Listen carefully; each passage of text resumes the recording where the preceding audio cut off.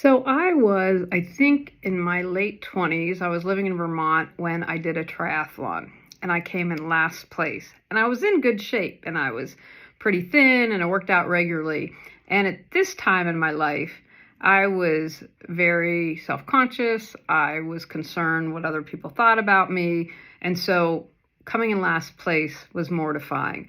And, I did pretty good on the swim and the bike, but I'm a horrific runner, like almost kind of like Elaine's dancing as Seinfeld is how I look running. Not a pretty picture. But you know what? I did it.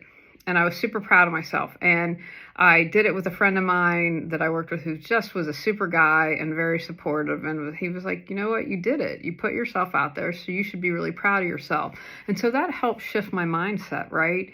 Because I don't want to be someone that sits back in life and be too afraid to do things or worry about what other people want or think of me, I should say. I was once, when I was living in Los Angeles, I worked for someone who was high up in Sony, being an administrative assistant, and I'd written a screenplay, and I'll never forget, and I kind of chuckle that I did this. I sat outside the studio and waited for him to come, and I said, would you pass along the script? And he did. Nothing came of it. But you know what? I took that action. I said, I'm willing to put myself out there.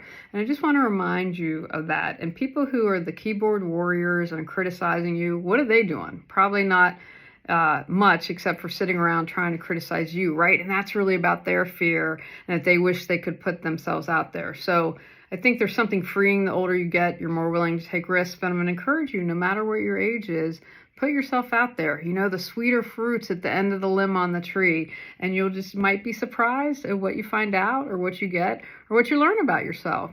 When's the time that you put yourself out there, or you did something like a triathlon where you came in last, but you're proud of yourself? Let me know.